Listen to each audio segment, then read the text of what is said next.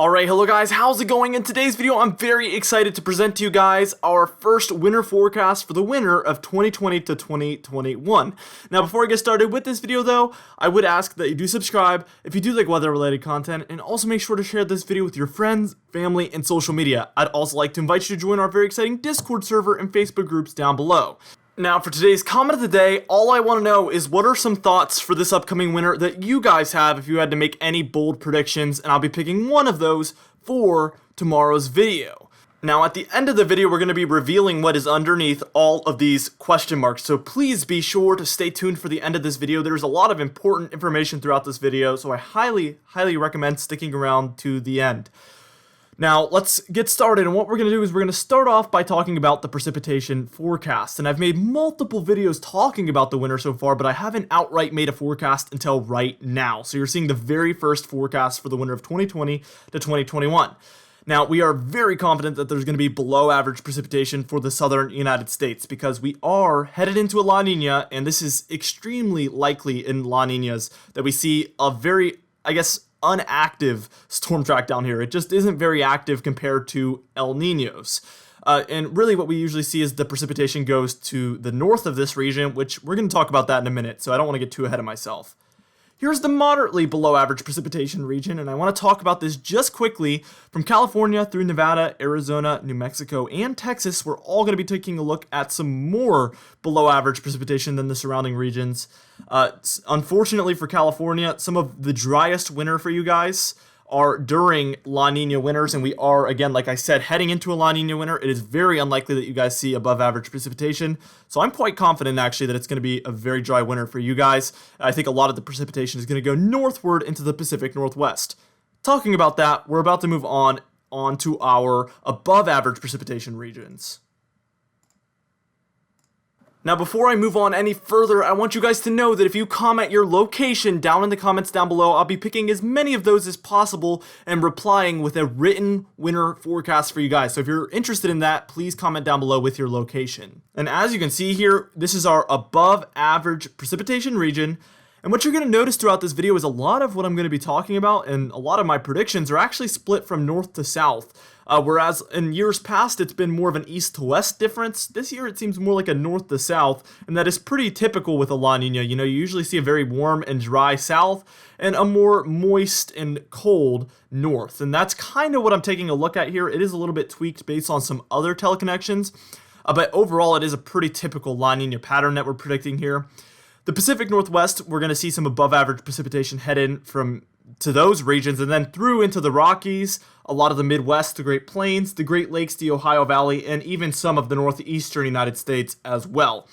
So the storm track is going to move from the Pacific Northwest through all of those central regions of the United States and out into the northeastern United States. Sometimes they might curve up through the Great Lakes as well. That's a pretty likely storm track as well. Now let's take a look at the moderately above average precipitation regions here, and first off we have one here for the Pacific Northwest in through the Rockies as well. This is where I'm expecting some very far above average snowfall for a lot of the mountains out here. We have another one of those above average precipitation regions as well here for the Midwest and some of the Ohio Valley and the Great Lakes as well. I'm also expecting some above average snowfall for this region as well, and I think that we're going to have a lot more precipitation than what is typical based on the storm track that I'm expecting this winter. Now what we're going to do is we're going to move on and we're going to take a look at our temperature forecast. Then eventually we'll take a look at our snowfall forecast and then our very exciting overall forecast. And now here we are taking a look first off at our slightly above average temperature region. And as you can see, like I said, it's going to be mostly split from south to north throughout this video, and sure enough, we're continuing in that fashion here with the temperature forecast. I'm expecting some above average temperatures here for portions of Oregon, California, Nevada, the Four Corner states, down through the south central United States, and even portions of the deep south and the southeastern United States. And this is just, again, very typical with La Nina patterns. Also, the Gulf is very warm, so I think a lot of that could influence the surrounding regions as well. Overall, I think we're just going to have a little bit of a warmer winter for a lot of these regions. Does this mean that it's impossible for you guys to see snow? Absolutely not, unless you're in Miami or Houston. I think some of the northern regions in these areas and some of the mountainous regions in this area will still see snow. It's really just a little bit lesser of a chance, but that does not mean it's impossible. All it takes is a couple cold days with a storm rolling through for you to get snow, even in a warm winter. So this does not mean it's impossible to see snow, guys. Now let's take a look at that moderately above average temperature region here. And as you can see, for California, Nevada, Arizona, New Mexico, and Texas, we're taking a look at some moderately above average temperatures. The models are all trending at this.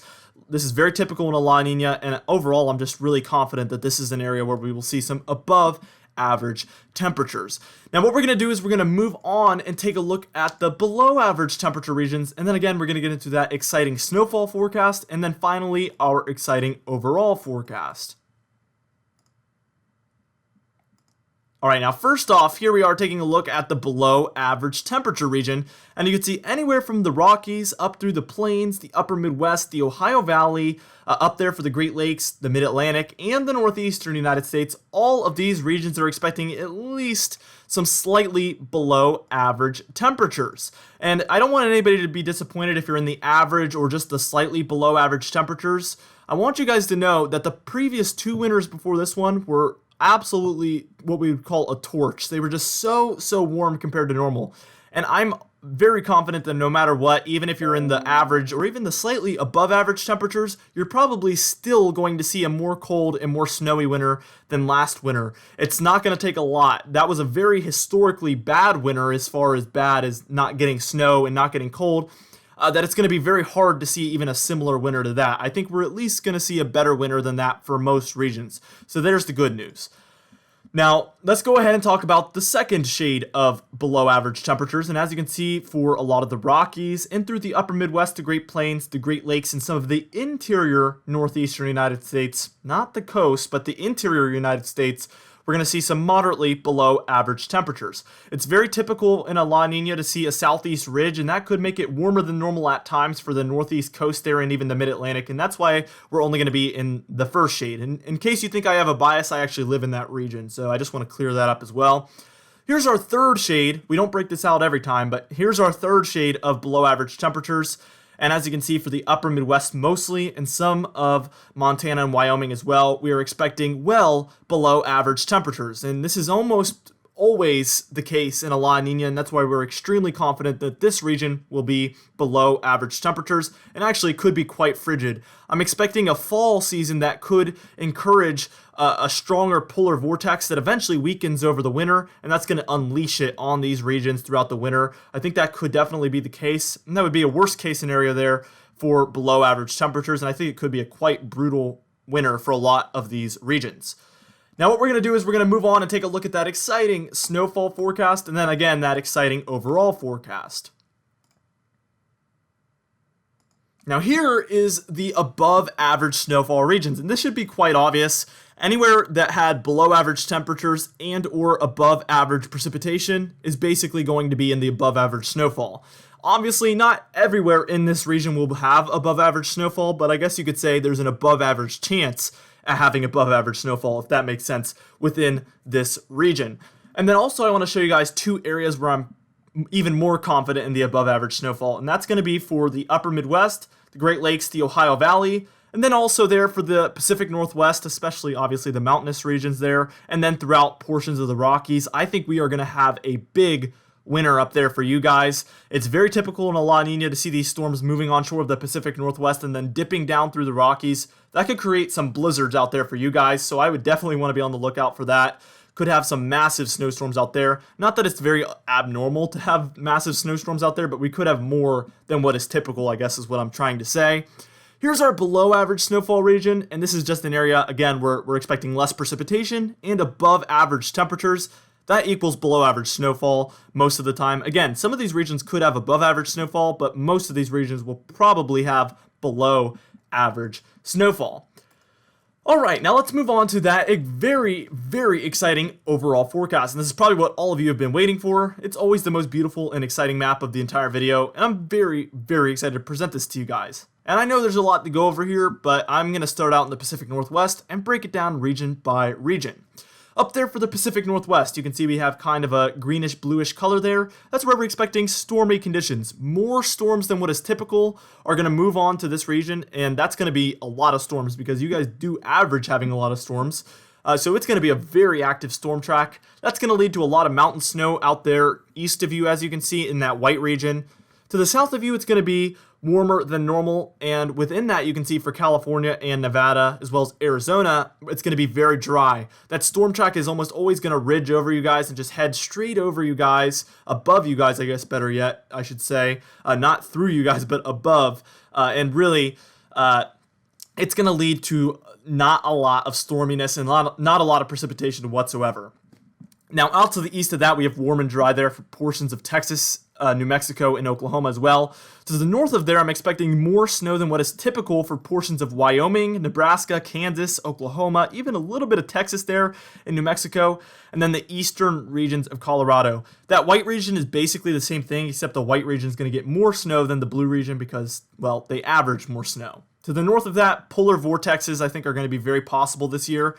We're going to have if the fall plays out the way I think it is, the fall is going to be very important for how the winter plays out. A lot of people don't understand that, but we're going to be taking a look at, we're going to need to see the polar vortex strengthening from September, October, November, maybe even portions of December. And then, so we need to see it getting colder and colder and colder to where it's colder than normal, and then finally unleashing. And what happened last year, what went wrong last year with last year's winter, is it just never weakened.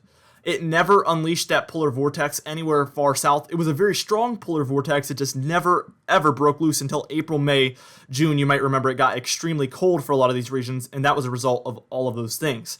Anyway, I'm getting kind of off topic. Anyway, for this purple, or I guess maybe magenta color to the south of the purple region there, we have Arctic blasts that are going to be quite frequent. That's pretty normal, but I think it's going to be colder than what is typical for sure. For the Great Lakes, we're expecting active lakes. I've taken a look at the sea surface temperatures there for the Great Lakes, and they are absolutely boiling. I think we could have a very big Great Lake effect snow year, just based on the fact that we're seeing extremely warm lakes there. Could be a very big year. For this pink region down there, kind of for the mid-Atlantic, the southeast, and some of the central United States, we're expecting that to be our winter battle zone. You might be wondering what that means. That basically just means that's where the storms are going to be sometimes icy, sometimes snowy, sometimes rainy. It's going to be a sloppy mess within that region. Very typical once again. This area is a little bit further north than what is normal because I do expect some warmer than normal conditions to the south. I hope that makes sense. In a lot of my previous forecasts for previous winters, this region was a lot further south than it is this year. To the south of that, we're expecting some storms, even though it's going to be below average precipitation. The reason I put that region as some storms is because I wanted you guys to know that does not mean you're not going to get any storms. There still will be some storms. For this white region, for the Ohio Valley and through some of the interior northeastern United States, I'm expecting this to be the worst of winter. This is where the cold is going to meet with that storm track that might curve up into portions of the Great Lakes. I expect some big snowstorms. This could even have been pushed into portions of Indiana and more of Michigan. But really, we're going to need to tweak this possibly throughout the summer, the rest of the summer, and then the fall months as we update this winter forecast. But I think this is the most likely region to see the most snowstorms for the eastern United States. And then to the east of that, some big snowstorms for this red region. And again, this is another region where we had a historically bad winter last year as far as like zero snow. It's going to be at least better than that, and that's the good news. But I am expecting it to be a little bit colder than normal and a little bit more precipitation than what is normal. That equals the chance for some big snowstorms out there for the northeastern coast and portions of the mid-Atlantic there. Alright, now for today's comment of the day, I asked you guys, how many Category 5 hurricanes do you think we will have this year? And Aiden Schloop, hopefully I'm saying your name right, said we're going to have 2 to 4 Category 5 hurricanes this year in his opinion, or her opinion. And I definitely agree. I think we will probably see at least 2, and we could see as many as 4, possibly more. I don't think so, though.